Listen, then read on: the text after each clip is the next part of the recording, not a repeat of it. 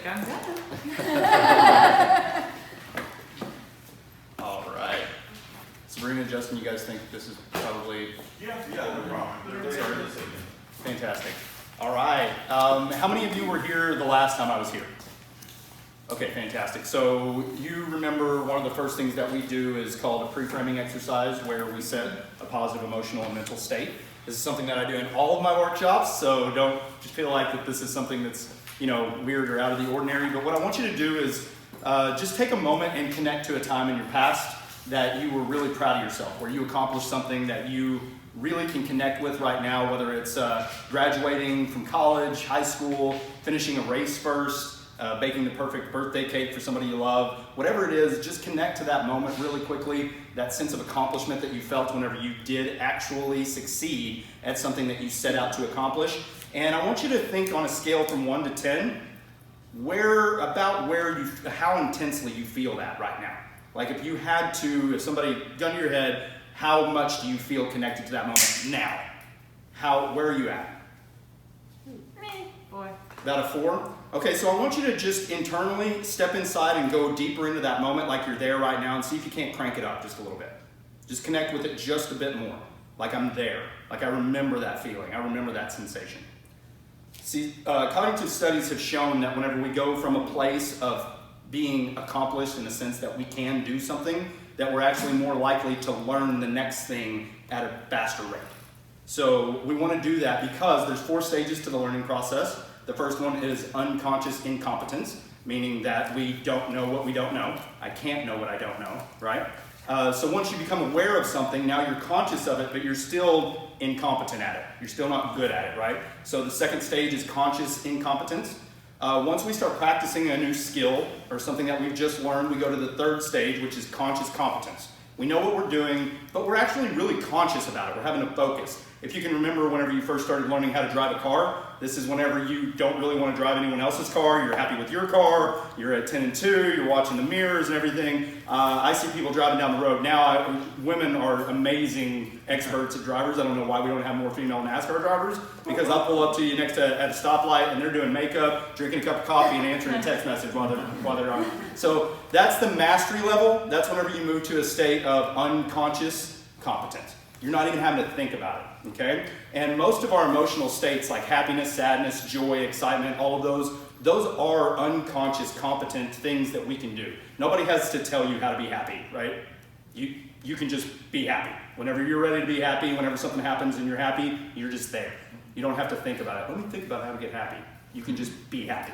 So that's a state of mastery. You know how to do that, okay? So we want to go from a place of mastery, whatever it is, something that you've accomplished. And whenever you're learning this today, remember, you're going to be somewhere in those 4 stages of the learning process. So don't beat yourself up if you're not a master at this by the end of the day, okay? This is just something new that we're all learning, all right? All right, so how many of you guys have ever heard of neuro-linguistic programming? Okay, great. So NLP, which is Neuro-linguistic Programming, is what I do, and that is what we're going to be learning today is some of the basics. Last time I was here, we did Preframing, which is how to create a well-formed outcome. So before you do anything with Neuro-linguistic Programming, none of the techniques work, none of the methods work until you know how to do that first. And so last week, do you guys remember what model we ran a well-formed outcome through?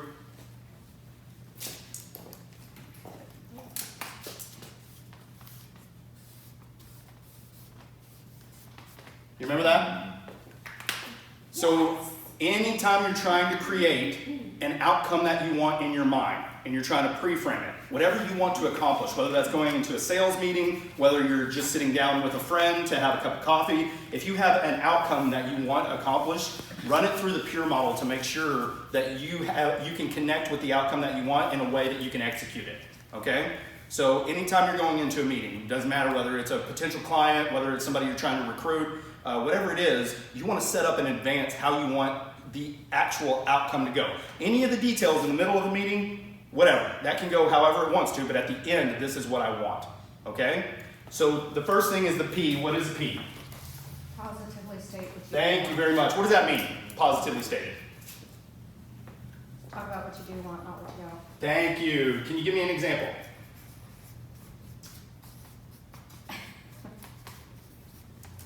If I say, don't imagine a black cat running across the floor, what happens? You see it. You imagine a black cat running across the floor, right? So whenever people tell me what they don't want, what happens in their brain? That's what they focus on. That's what they focus on. The mirror neurons activate. They begin to, the brain releases all the chemicals, your physiology changes, everything you think, you're starting to think about what you don't want. So when I have people hire me to quit smoking, when they first come in, I make them stop that narrative. We're not going to talk about I want to quit smoking, because what do you think happens when they say I want to quit smoking? Think about smoking. They think about smoking. They want to smoke. Okay? So we change that narrative immediately. Tell me what you do want, not what you don't want. Okay? So positively stated. Whenever you're trying to create a well-formed outcome, I want to go into a meeting, I want to meet somebody, I want this as a positive outcome. I would like this to happen. Okay? Positively stated. The next thing, the you, what's that one? Under your control. Under your control. Absolutely. Under your control. Now this is important whenever I'm dealing with sales, because what does everybody want out of a sales meeting? The sale. You want the sale, right? Can I control what another person does? Can I control the decision that they're going to ultimately make? Is that under my control? So what can I control? Me, right? So what would I want out of a sales meeting? If I can't control what they're going to do, what do I want to control? Your actions. Your actions, your behavior, your physiology, your ability to communicate, your ability to listen, your ability to articulate well and in a considered manner, considering their feelings, considering your feelings, being aware, awake, open to what's happening in the situation in real time to the best of my ability, so that if there's any chance that this person wants my product and it fits their needs, I will see the opportunity. I will acknowledge it. I will hear it. I will see it. I will feel it. I'll know it. Okay? So under my control, not trying to control the behavior of someone else. Okay? What's the R stand for? Real. Real. And I like to say realistic. Okay? Realistic or real. Okay? Because that's two-part. Realistic kind of plays into the E as well, but real is what we focus on, and then we make it realistic. So whenever something is real, what does it have to contain for it to be real?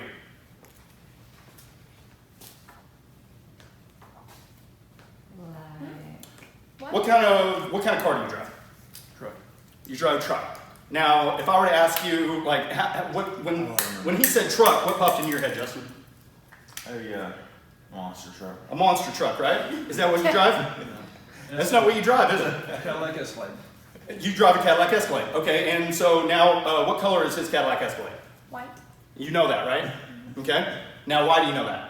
Because I've seen it. You've seen it, right? But anybody not seen his Cadillac Escalade? Okay, did you know it was white? No. So what popped into your head? You saw a black one, right? Okay. So do you guys see what I'm saying? Details. Details. Right now we're talking about visuals. But I could even go into how does it sound? Does it have a dual exhaust? No. No. Okay, so that's going to change the way it sounds, right? So the more real you can make it, we need visuals. Okay, visuals. We need audio. How's it going to sound? And then finally, the most important thing is at the end of this, whenever I have the outcome that I want, how's it going to make me feel? When this is real and I have that outcome and it comes out the way that I want it to come out, how's it going to make me feel? And those are called kinesthetics. So if you want to make sure that you have a realistic goal, a real goal in mind, you need to have visuals attached to it. You need to have the sounds. How's it going to sound to me? How will I sound when it's over? How will I sound during the process? What sounds will be happening in the room? What's going to be happening if it's happening the way that I want it to happen? And then finally, if I get all these things, how's it going to make me feel? How am I going to be feeling in real time? How will they be feeling about me? Okay? All of that's important if you're setting up a real goal. If you want a real well-formed outcome, you have to do this. And then finally, what's the E? Ecologically balanced. Ecologically balanced. What does that mean? Self-sustaining. Self-sustaining. All right. Now, the reason that's important is because how many of you guys have heard to do affirmations every day? Right? Yeah. What happens whenever somebody starts saying things, affirmations about themselves like, I'm a billionaire. I'm a billionaire. And they've never ever even had more than $5,000 in the bank. What happens in their brain the minute that they start to say that? Doubt. Doubt, right? They don't believe it. They don't even know how they could get there, right? So they are going to self-sabotage themselves from ever even taking the first step to getting there. So whenever you talk about being ecologically balanced, this has to fit within your life. It has to fit inside where you can see it self-sustaining, okay? If you want to be a billionaire, but you're not willing to do the work that it takes, and you're not willing to sacrifice some time with your family, chances are you're not going to get there. If that's not ecologically balanced for you, then that's not what you really want. And the whole time you're saying that's what I want, the whole time you're trying to pursue that, somewhere in the back of your mind you're going to be self-sabotaging. So it has to be ecologically balanced. Go back to smoking again, but I used this illustration last time, but I had somebody try to hire me one time to quit smoking. And she said, I said, is this positively stated? You want to have control over what you do, your habits, different things like that? Yes, I want control over my habits. I don't want to be controlled by this urge. Great. So we started talking about positively stated. Is this under your control? Are you the only one that can do this? Yes, it's under my control. This is up to me. And is it real? How's it going to be whenever you, and she told me all the visuals. How's it going to sound? How's it going to make her feel? And finally I got to ecologically balanced. I said, is there any reason that this is a good thing that you want to hold on to? I can't think of anything. And I said, is it going to affect anybody in your life? Is there anybody in your life that's going to be affected by this if you change anything? And all of a sudden, man, just eyes dropped. Oh man, I didn't even think about it. What is it? Well, every night when I get home from work, my husband and I go out on the back patio, have a cigarette, talk about our day. It's kind of like when we bond. Is there any other way that you can have that time? Is there any other thing you guys can do? And she was like, I have to talk to him. I really don't. This is something that we do every night. It's part of our habit. It's part of our lifestyle. It's part of our relationship. Okay. Well, let me know. 2 weeks later, I get a phone call. Same lady. She said, hey, great news. So what's up? She said, I am down to smoking 1 or 2 cigarettes a day. I said, well, what happened? She was smoking a pack and a half a day. I said, well, what happened? She said, I went home, asked my husband if there was anything we could do to change this. He said, why don't we just smoke at that time? We'll stop smoking and then just smoke at that time. She was like, that works for me. So she went from having a pack and a half a day to having 1 or 2 cigarettes a day. I said, is that good enough for you? Are you happy? Absolutely. Totally happy. Works for me. Cool. She said, now my husband isn't doing it. He's still smoking a pack and a half a day. He didn't hold up his end, but I'm happy, and it fits within my life. So that was her ecology. That was what would work in her lifestyle. Is it what I would have wanted for her as the best possible outcome? It doesn't matter. It doesn't matter what I wanted. This is her goal. So whatever your goal is, nobody else has to agree with it. Nobody else has to agree that that's ecologically balanced and that outcome is a good outcome. Okay? Just you. Does that make sense? So while we're working through this today and we're learning how to do this, I want everyone to focus on what type of outcome do I want when I'm interacting with people? When I'm learning their habits, their behaviors, when I'm looking at their mannerisms and the way that they communicate to each other, what's my outcome with this? Okay? It'll help you connect to why you're learning this better and make you learn it so much faster. Okay? All right, so let's get started. This is sensory acuity. Okay, that is just a fancy way of saying having acute senses. Okay? We're trying to get them really focused in and dialed in. What are your senses? Hearing, sight, touch, smell, taste, right? Right? So those are our senses. Is there any difference to your brain between this feels like fabric and I feel happy? Your brain thinks that those two things are both real concrete things. Whenever somebody feels happy, it's as real to them as touching the texture of a wall. Okay, your brain doesn't know the difference. Those two areas of the brain for feelings are identical. Okay? So whenever we talk about feelings, touch, we're also talking about emotional states. That's the only really distinguishing qualifier that we need to make between the other senses. Okay? But everything else, sight, sound, touch, and smell, those are all just your general senses. So what we're doing is we're tuning those up.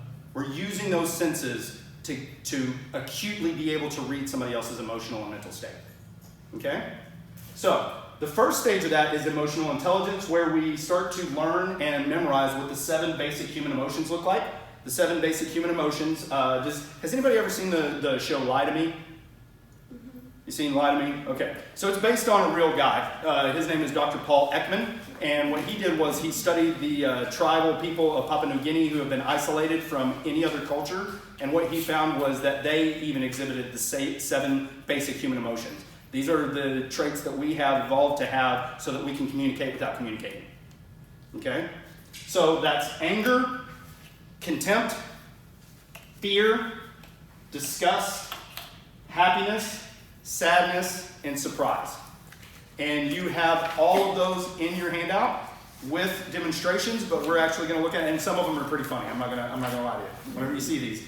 Because what they are is, Dr. Paul Ekman created tests so that you can improve your ability to recognize micro-expressions. Does anyone know what micro-expressions are? Micro-expressions happen at 1/25th of a second, and they are, we flash this and then we cover it. Like if something if I see somebody doing a behavior that I think is disgusting, I flash it and then it's over. But nobody would have known that I felt that unless they knew how to read micro-expressions. Okay? So these micro-expressions are what we're going to be talking about, but they're going to be frozen in time so that it's not going to look like a micro-expression, it's just going to look like a really funny look on somebody's face. Okay? So that's the first thing that we're going to go through, and we're actually going to break up into small groups and do an exercise to get good at this. Take about 10 minutes, okay? The next thing we're going to talk about is mirroring and matching. Does anybody just off the top of your head know what mirroring and matching is? Emulate someone else's behavior or movements. Yes. Absolutely. So if one of the most common ones is, have you guys ever had to yawn whenever you see somebody else yawn? That's an unconscious mirror. But what about this right here? Did I have to say anything? No, it's just mirroring. Just body language, he knows what to do. I do this, he does this. Mirroring is something that's common for us, okay? And the more that you mirror somebody else and you're like them, people like to do business with those that they know, like, trust, and value. Right? So the more that you mirror somebody else and you use gestures like them, you use body language like them, you use words like them, the more that the brain starts to go, oh, they're like me. This person's a lot like me. And that brings a lot more commonality between you, and they're a whole lot more likely to want to do business with you. Okay? So we're going to talk about mirroring and matching. And finally, we're going to talk about eye accessing cues. And we did a fun little thing out one night whenever I was demonstrating that just by watching somebody's eyes, you could tell whether or not they were thinking visually, auditorily, kinesthetically, or whether they were having a conversation with themselves. Now, whenever I'm speaking to somebody in real time, I can tell you exactly what's going on, whether they're thinking visually or not, just by looking at their eyes. Before the end of the day today, you're going to have an idea of how to do that. Okay? And that's really, really helpful for whenever you're trying to do something like identify what's most important to them in a house. Okay? Because if they're telling you all over the place that they're visual people, you want to talk in visual aesthetics. Really talking to that person's emotions. Okay? Does that make sense? Mm-hmm. Who all did the language test, where you got to identify what your preferred language pattern is? Did we do that? No? Okay. We're going to do that next time, where we go ahead and take a self-assessment, and you'll find out whether or not you're visual, auditory, or kinesthetic. Okay? Because we all have a primary language pattern that we speak in. If people are visual, they speak more in, wow, I really see your point of view. I would like to see some more diagrams and maybe some imagery. Do you have any visuals that I could take a look at? Those are really, really sight-oriented people. If they're auditory, that sounds good. I'd like to hear more about that. You think we could chat about it later? Okay, sounds people, feelings people. I feel really good about this. My gut's telling me I should listen. Intuitively, I like to really get a good grasp on things. Maybe we could touch base next week. Okay? Real kinesthetic people. So if you can start to identify what type of language patterns they use, start to identify what type of thinker that they are, start to mirror their mannerisms, you're going to connect with more people, and then they will be more likely to know, like, trust, and value you as a person. Okay? So this is all what we're going into, and the first thing we're going to do is look at these different emotions. Okay, anger. All right, we're going to talk about these first, and then we'll break up into groups and kind of try to see how good we are at reading one another's emotions here. All right? So anger, you've got your eyebrows pulled down and together. You got the little I like to call it the goalposts, kind of come in here. Okay. Upper eyelids are pulled up, lower lids pulled up, and then the margins of the lips are rolled in. Pursed lips. Okay? and then they're probably going to be tight. You know, I don't know if anybody's ever seen that. Most of the time, I used to get this a lot in church. Mom, look over. All right, next. This one's always great. Fear. Eyebrows are pulled up and together. The upper eyelids are pulled up. The mouth is stretched. And normally I tell people that the big difference between this one and excitement typically is you can see more of the whites around the eyes whenever somebody's afraid. All right. Sorry. That's all right. I like that jam. All right, so this is fear, and the mouth normally is stretched, like, you know, kind of catches you off guard. This next one, if you have a hard time with remembering what, like, have you ever had a food that you absolutely cannot stand? Like, it's just disgusting? Most of the time, that's what people have to think about to do this themselves with their own facial features. But also a behavior. If somebody's got a certain type of behavior that you just can't stand, that's another time you're going to see this. It's just disgusting, just ugh. And most of the time, you can smell it. You see the nose kind of like does this like ugh, like you just automatically. But your eyebrows are kind of pulled down. The nose is wrinkled. The upper lip is pulled up, and the lips are loose, like just like ugh, ugh. Okay? Does that make sense? All right, moving into the next one, contempt. Contempt, the eyes are neutral. This is the only emotion that's typically unilateral, which means it only happens on one side of the face. Okay? Has anybody ever had to deal with a salesman that was just really awful? Contempt a lot of times is something that you'll feel just like, okay. Somebody that's just constantly telling you fish stories, a lot of anecdote, a lot of BS, and you can just smell it from a mile away. It's just like, okay. It's just that unilateral, yeah, that guy, you know? So contempt is normally that thing that you feel, I see it all the time, you know, whenever a politician's talking, you can look around the room and just people, yeah, okay. All right, next one, joy. This one's usually pretty easy. Everybody can kind of spot this one right away. Muscles around the eyes are tightened. You got the crow's feet. Crow's feet, wrinkles around the eyes. The cheeks are raised. So this is called your zygomatic major, this muscle here. When it's activated and the cheeks come up, it's almost universal that that's joy, okay? And the lip corners are raised diagonally up, so diagonally and up. The next one, sadness. Inner corners of the eyebrows are raised. So this is a little bit different than like the before whenever you saw fear. This one's like, you know. The eyelids are loose and the lip corners are pulled down. It's normally real subtle whenever it's real, but those eyes, man. Okay? All right. The next one. Surprise! Surprise!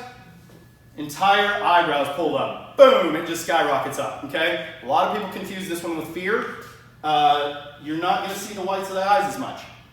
Okay? The eyes do widen, but they're not going to be like that fear, like, oh my God, you know? Okay? Eyelids are pulled up, and the mouth hangs open, just pops open. Whereas with fear, it's like stretched. Okay? This one's like, okay?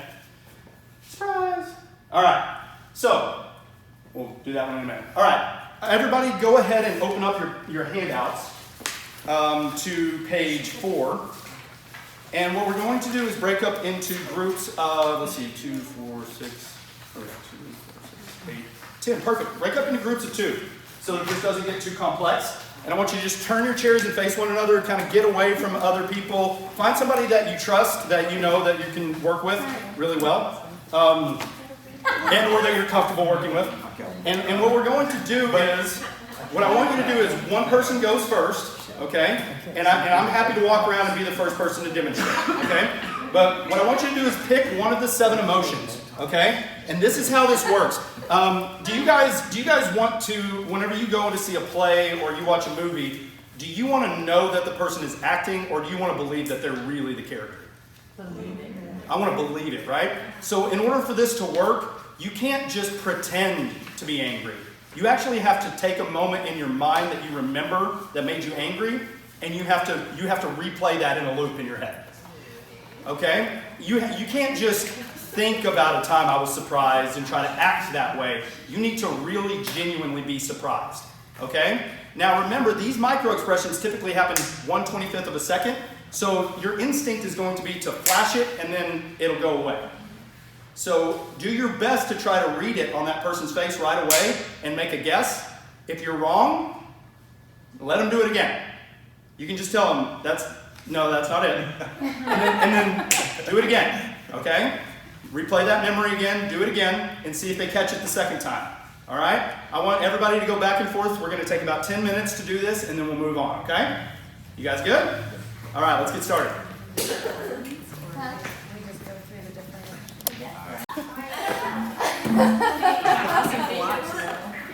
Squish.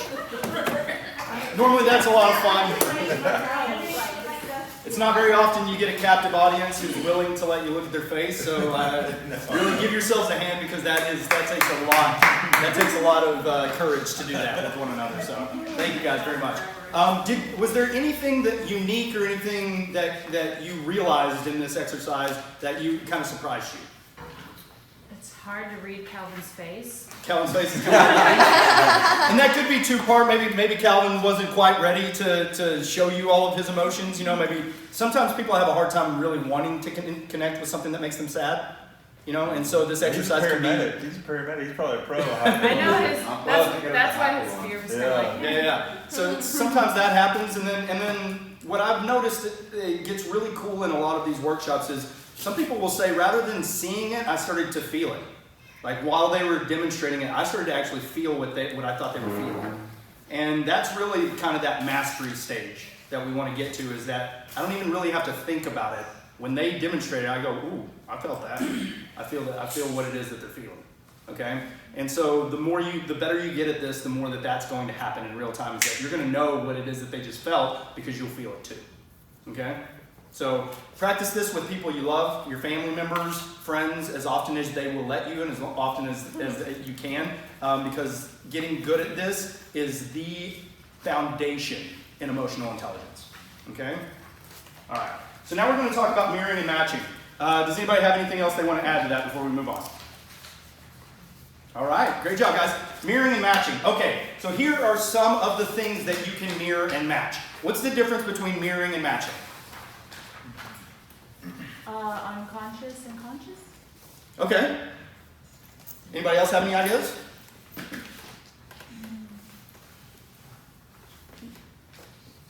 Okay, so if I am standing here in front of this gentleman and I do this and you raise the opposite hand on the same side, that's a mirror.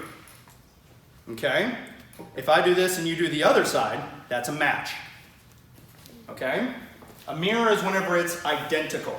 It's same side, same everything, we mirror one another. A match means that we do something similar. You do a gesture, I do a similar gesture. Okay? If I've got my mouth and I'm covering it like this, and then you start to do something like this, that's a match. Okay? If we're doing the same exact thing, sitting across from each other, that's a mirror. Okay? What is mimicry? How many people like to be imitated? Nobody. Right? That's what little kids do whenever they're playing the shadow game, whenever everything you say, they say. Don't mimic people. It will absolutely make them hate you. Okay, so whenever you're doing mirroring and matching, make sure it's not mimicry. Okay? Mimicry is not flattering at all. Nobody likes it, but mirroring and matching is very flattering. Okay? How do you know you don't actually mimic? So whenever you're doing this, it should be natural that you are seeing how they're comfortable, the types of gestures they use, the type of language that they use, and then you find a way to also be comfortable doing similar things. I'm not going to do identically what you're doing, but I'm going to do similarly. Okay? That's the difference between matching and mirroring and mimicry. Okay? So some of the things that you can mirror and match are language, the words they use, the gestures they use. Quite often, some of the public speakers that I watch, the ones who do more spiritual type of teachings and things like that, they tend to stay more in the center of the stage, and they do a lot of this. This type of thing while they're talking. Okay? That's called steepling. And it's a body language thing that a lot of spiritual gurus do while they're talking, to make sure that you connect with what it is that they're saying, that it's of a lot of importance. That's like my least favorite hand gesture that people Mine do. too. Mine too, but it is common. In educators, quite often will do this. While they're speaking, they'll do a lot of this, because they're giving you a little snippet, just a little piece to take away, something that you can take home. Okay? So watch people's body language. You'll start to notice that people use all sorts of hand gestures. They can range from really, really small and insignificant to where they don't even know they're doing them, to very, very wide, big ones that they really know that they are communicating all sorts of things. Okay? So if they're big hand talkers, it's okay for you to be a big hand talker too. Okay? So you want to mirror those things. Movements. If they move quickly and stuff, they're going to want you to move quickly as well. So if they want to see a bunch of houses today and you can see them moving very quickly, mirror those movements. They want you to be right there with them. Okay? Tonality. The tonality in their voice. What's their tone like? Are they kind of abrupt and short? Or are they more like slow and soft and with their tone? Mirror those things. Okay? Not mimic them, but mirror them. Pitch. Higher versus lower pitch. If they are a very, very high talker, you don't want to have like the lowest booming voice in the world. Okay? You can range that. Range it up a little bit if they're a higher talker. It makes them feel a little bit more at ease. Range it down a little bit if they're not, and they like a little bit more seriousness. Cadence. What do people from the north think about people from the south and how fast they talk? What do they think about them? Frustrated. They're frustrated, right? What do they think about them intellectually? What do they think about them? Idiots. Right? Agitated. What about vice versa? People from the south, how do you feel about those fast-talking Yankees?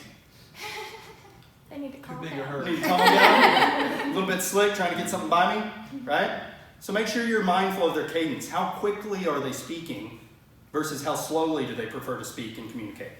Okay? Kind of try to match that, mirror. The timbre or the quality. Does their voice crack and break a lot? And do they, whenever they're speaking, whenever they get to the end, kind of trouble? Or do they finish out a sentence really strongly? Okay? So if they have a difference in the way that their timbre is, the quality of the way that they talk, you can kind of mirror some of those things too. If they kind of have a little bit, I don't know what you think of it. Posture, their body position. Are they very, very closed off? Do they box you out? Where they turn a shoulder towards you, or are they wide open chested and facing you and kind of open? If they're open to you, shoulders back, chest open, it's okay to mirror that. Okay? Where's their bubble? How far did they instinctively get from you? Make sure that you honor that. If they want a certain amount of distance, you make sure you keep that distance. If they're not open to you and open chest, then you also box off a little bit when you're talking to them. Okay? That will let them think. What's that? You can't tackle them with the hug, huh? No, you don't want to do that unless they do it first. And breathing. How fast are they breathing? The pace of their breath. Where's the location? Is it higher up in here, closer to the chest, or is it lower down into the abdomen? Where's their breathing pattern at? Okay? Intensity. How intensely are they breathing? Okay? Any of you have a significant other? This works really good in intimate settings where the lights get low. Try to match their breathing and see what happens. It's really cool. Micro expressions. What type of micro expressions do they use? Are they very, very, a lot of, whoo, I like this house. Mirror that, okay? That's called the orbicularis oculi. It's the same muscles that flicker whenever you see somebody in a crowded restaurant that you recognize and you weren't expecting it. That you flash that orbicularis oculi. Oh, hey, what's up? I know you. It's also tribal. Try it with strangers. Walking down the street, just do this. They'll turn around and be like, do I know you? No, but I made you think you did. That's eyebrows, mouth, eyes, and unconscious tells. People have unconscious tells. No. They don't even know they're doing it. It's just unconscious. If you just kind of occasionally will mirror some of that, They won't know it. They won't know why they like you, but they like you. Because I think you also do drugs. Yeah, maybe. Uh-oh. That's my first. Somebody just revealed something about themselves. Just kidding. Personal space, distance between, as dictated by physiology. What kind of space do they have? The mannerisms associated with emotional states. So if they're, this doesn't always mean that somebody's closed off to you. They could be cold. Okay? So it might be something to ask. You know, if you feel like that you're getting this a lot, you can be like, is it cold in here? It's just an easy question. If they're like, no, I'm fine, then they're probably boxing you out a little bit. Okay? Emotional state. That's kind of a meta model of reality. That's how they feel things are going. Okay? And that's something that you just check by their physiology, check by their breathing, check by their tone, all that stuff, and just kind of, if you feel like that they're a little bit anxious or whatever, you can mirror that briefly to get on the same page and then see if they will follow you. Okay? And we're going to learn about that in a minute, mirroring and matching, to then start leading them the way that you want them to mirror you. If you will honor them by mirroring and matching them, you'll be amazed at whenever you start to kind of lead with body language and with tonality, how they kind of follow you now. Because it's a social Like without concept. thinking about it? Without thinking about it. Yeah, it's totally unconscious. I think Justin does that to me. I'm sure he does. He's probably a master at it. And cultural generalizations, assumptions, and biases. I think I have something written on the page on mirroring and matching here that's very important.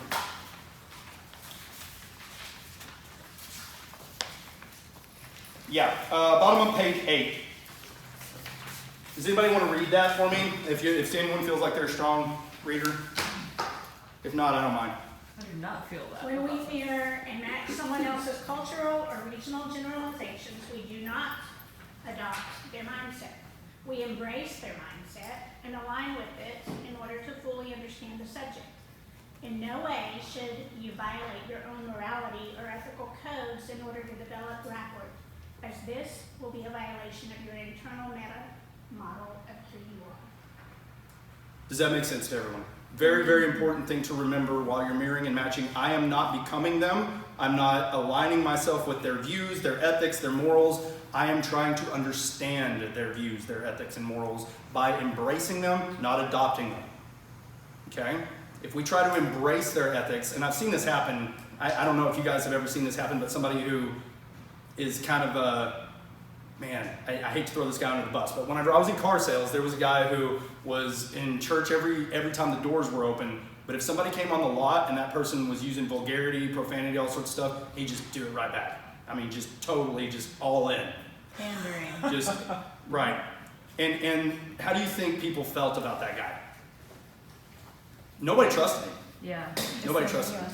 So just because we don't have to judge them. We don't have to think poorly of if they're using that type of language or whatever. I mean, I have tendency to use that type of language, but I'm not going to adopt what they do, but I'm going to embrace it. I'm cool with it. I'm cool with you being you. Totally fine with you being you. Doesn't mean I have to be you. Okay? Does that make sense? Mm-hmm. Awesome. All right. We're going to watch a video now to where you will get to see it. Once you become a master at this, what is possible through just mirroring and matching. Just mirroring and matching. Who in here has heard of Darren Brown? He has several Netflix specials. I highly encourage anybody who's interested in the way that humans behave socially and different things like that. I highly encourage you to check out his videos on Netflix, okay? But this is the video that I want to use to demonstrate mirroring and matching and what is possible. What's going on here? I wanted to take a member of the public who had no idea that he was being targeted and see if I could make him do something completely unexpected and out of character, possibly even break the law. This small cafe was the perfect size to find the target. Rigged with hidden cameras, including a camera in my glasses, it was just a matter of time before someone came in. My idea is to use a technique called mirroring. This will enable me to have some control over their actions. The first stage of mirroring involves trying to copy the other person's body movements so that we get into sync with each other. I saw a man in front with a TV there, and he happened to sort of be fiddling with it, looking at it. Before I could ask him for help, he had disconnected everything from the TV, and he just walked out.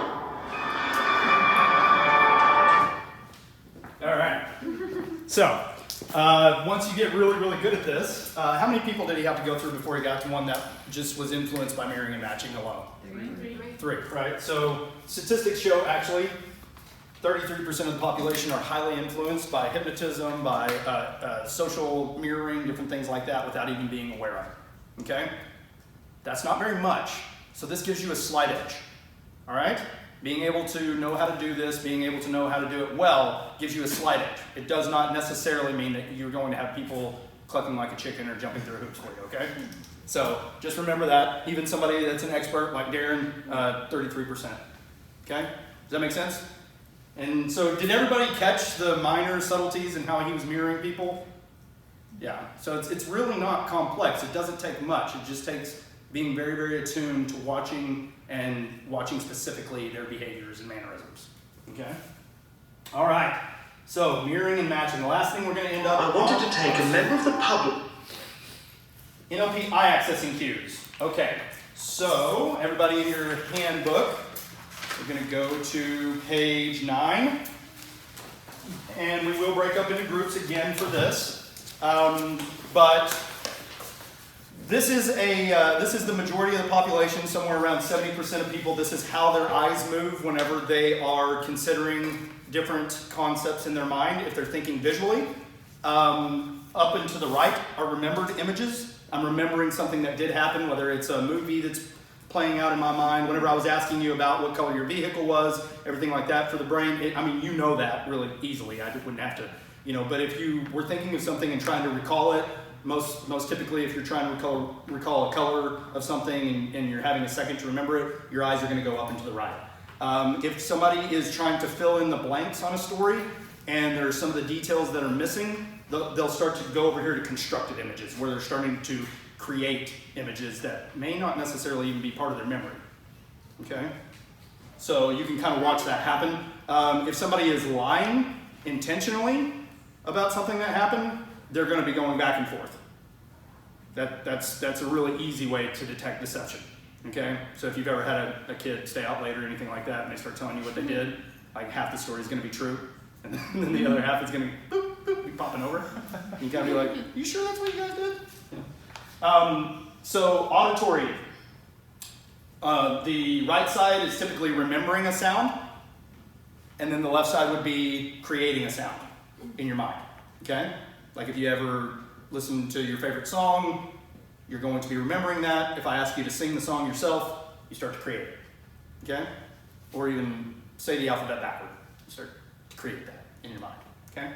Kinesthetic is checking out your feelings. These two are the ones that people get confused a lot. So down to the left and internal is normally somebody kind of going, how do I feel about that? They're kind of looking down and inside of themselves, trying to check how they feel. Auditory digital or internal dialogue, if somebody's having a conversation with themselves, they'll do the opposite way and they'll be talking to themselves. Those aren't feelings. Normally that person's actually calculating. They're running data.